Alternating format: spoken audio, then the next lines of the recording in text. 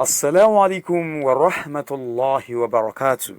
أهلا وسهلا إلى مركز العلوم والحكمة Remote Study. Welcome to 11th part of our lesson series in Nahw, Arabic syntax, from the book titled Arabic Grammar Without Stress. I am Mudaris Sulaiman Ali. Happy listening. تغييرالفعل-الماضي. تغييرالفعل-الماضي. تغييرالفعل-الماضي. How past tense verbs change in Arabic. تغييرالفعل-الماضي. The changing of past tense verbs in Arabic. تغييرالفعل-الماضي. So we are going to learn from this lesson how past tense verbs are changed in Arabic according to number as well as gender. لعلك فهمت. I hope you understand. MashaAllah. So in case two male persons are involved in action, remember that ذهب is your base. ذهب means he went. ذهب, he went. That is your base.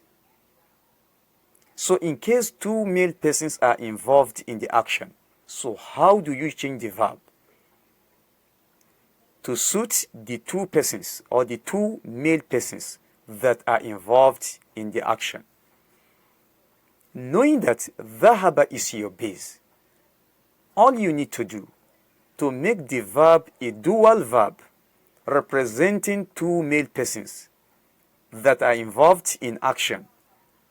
Step 1 is to attach alifun to the last letter of the verb ذهب. Remember, once alifun is attached, the letter before it must take fataha. So the verb ذهب will now become ذهبا. ذهبا, which means they went. Who are they? Two male persons. Two male persons. Only one male person is ذهب. ذهب أين خالد? Where is Khalid? You can respond saying ذهب إلى المسجد. He went to the mosque. But أين خالد وفيصل? أين خالد وفيصل? Khalid and Faisal are male persons, and both of them are involved in the action of going. So you can now respond saying ذهبا. ذهبا إلى المسجد. ذهبا إلى المسجد. They went to the mosque. لعلك فهمت. I hope you understand. MashaAllah. So in case more than two male persons are involved in the action, so how do you now change the verb to suit them? Remember, ذهب is your base. Once you know how to say he did or he went, the next step is to think of what to attach to make it a dual verb or to make it a plural verb. So ذهب is your base. How do we now modify ذهب to suit a group of male persons who are involved in the action of going?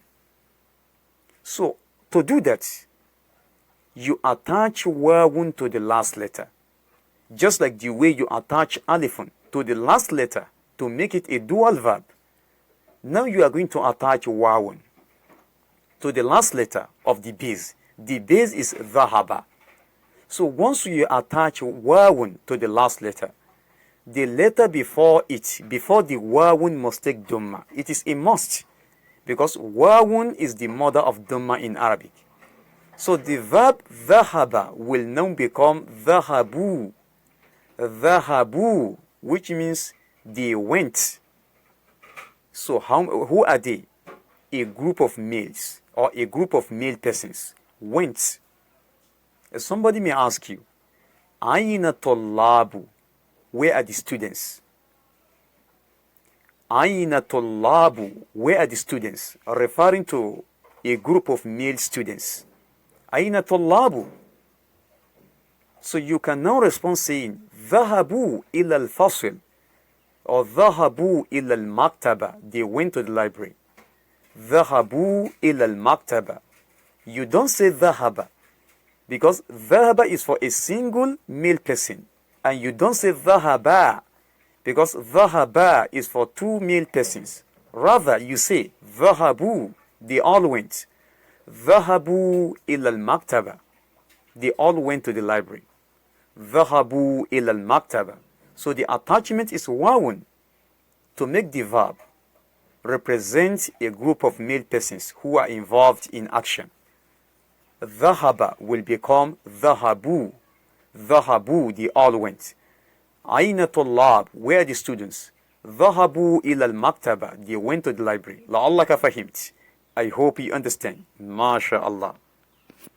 So now that we have learned how to modify a verb or how to convert a verb from being a singular verb to a dual verb or a plural verb. So how do we now make the base? You remember the base? That is ذهب. He went. ذهب is our base. So how do we make ذهب a feminine verb? How do we make it a feminine verb? From being مذكر to مؤنث. From being مذكر to مؤنث. مذكر masculine. مؤنث feminine. So how do we make ذهب a feminine verb representing a single female person involved in action? So how do we do that? All you need to do to make it a مؤنث, so is to attach تاء carrying sukun to the last letter. ذهب will now become ذهبت. ذهبت, which means she went. ذهبت, she went. ذهبت, she went. ذهب, he went. ذهبت, she went. Now ذهبت is our base. لعلك فهمت. ذهبت has now become our base. ذهبت, she went. Somebody may ask, أين زينب? Where is Zainab? أين زينب? Where is Zainab? So you can now respond saying, ذهبت إلى سوق. ذهبت إلى سوق. She went to the market. You don't say ذهب because ذهب is for a single male person. You must attach تاء carrying sukun to the last letter to make ذهب to become ذهبت.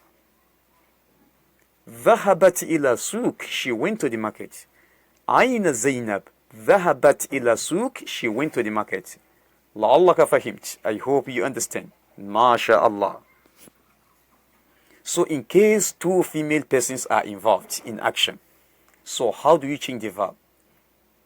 So if you can master this, you can manipulate any verb in Arabic using the same principle. So ذهبت, she went. That is now our base. So how do we modify ذهبت to suit two female persons who are involved in action? Remember what to attach. You attach alifun. So you attach alifun. The attachment of alifun is constant. Is constant. So you attach alifun. What happens when alifun is attached? The letter before alifun must take fataha. So that is the rule. So once you attach alifun to the last letter, a ta'un is your last letter. So the ta'un carrying sukun will now turn to ta'un carrying fataha because of the attachment of alifun. So dhahabat will now become dhahabata. Dhahabata. Dhahabata, which means they went. Who are they? Two female persons. They went. Two female persons went. Somebody may ask, أين زينب ورقية? أين زينب ورقية? Where is Zainab and Ruqayya? So you can now respond saying, ذهبتا إلى سوقي. ذهبتا إلى سوقي. They went to the market. ذهبتا إلى سوقي. They went to the market. You don't say ذهب or ذهبت, because ذهبت is for a single female person. Rather, ذهبتا.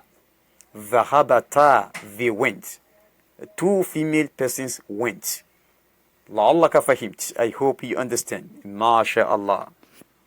So in case more than two female persons are involved in the action of going, so how do you modify the verb ذهبت, knowing that ذهبت is now your base?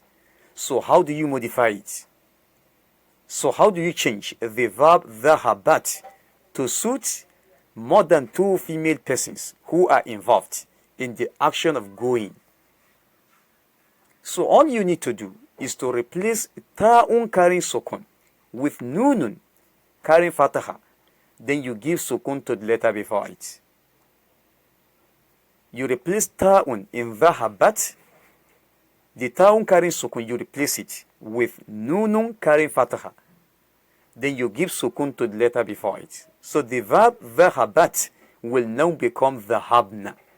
Dhahabna, which means they went. Who are they? A group of female persons. A group of female persons went. Dhahabna, they all went. Dhahabna, they all went. Remember, this principle is limited, is restricted to past tense in Arabic. Past tense verbs in Arabic. لعلك فهمت. I hope you understand. That of Mudari is different. These principles are restricted to fi'ilun madin, past tense in Arabic. So dhahabat will now become dhahabna. So somebody may ask, Aina talibatu? Aina talibatu? Where are the female students? You can now respond saying, dhahabna ila al-maktaba. Dhahabna ila al-maktaba. They went to the library. So in the case of a group of female persons, Aina tullabu? Where are the students? You respond saying, dhahabu ila al-maktaba. Dhahabu ila al-maktaba. They went to the library. لعلك فهمت. I hope you understand. ما شاء الله. سبحانك اللهم وبحمدك أشهد أن لا إله إلا أنت أستغفرك وأتوب إليك.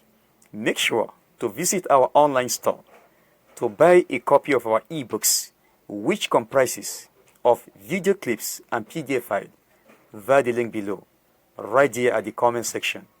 Like the video, share it, and hit the subscribe button below with the bell icon. مع السلامة وإلى اللقاء آخر.